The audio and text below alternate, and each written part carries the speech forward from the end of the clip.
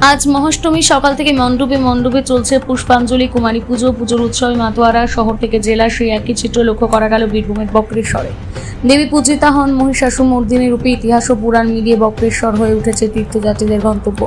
বক্রনাথের পাশের মন্দিরে অধিষ্ঠিত মহিষমর্দিনী মা দুর্গা। এখানে অষ্টধাতুর মূর্তিতে দেবী দুর্গার আরাধনা করা হয়। অষ্টাবক্র মুনির আশ্রম ও দর্শনীয় উষ্ণ প্রশ্রবণগুলো বক্রেশ্বরের আকর্ষণ আরও বাড়িয়েছে। মহাসমারোহে পালিত হচ্ছে পুজো, বাজনা বাজিয়ে মাতোয়ারা প্রতিটি মানুষ। মহাষ্টমীতেও মহাসমারোহে পালিত হচ্ছে পুজো। মন্দিরে চোখে পড়ার মতন ভক্তদের ভিড়।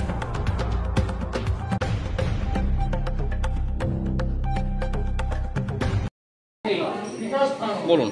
হর হর মহাদেব। আজ মহাষ্টমী, মায়ের কাছে বহু মানুষ আগত ভক্ত আসছে, পুজো করছে। পুজো তো আরম্ভ হয়েছে, পুজো চলছে। মহাপীঠস্থানে সতীপীঠের মহাষ্টমীর পুজো। এইভাবে মানুষ বহু দূর দূরান্ত থেকে পুষ্পাঞ্জলি দেওয়ার জন্য ছুটে আসছে, এখনও আসছে, আজও আসছে এই মায়ের বক্রেশ্বরে শক্তিপীঠ দর্শন করার জন্য। আপনার নাম? বাবলু চক্রবর্তী।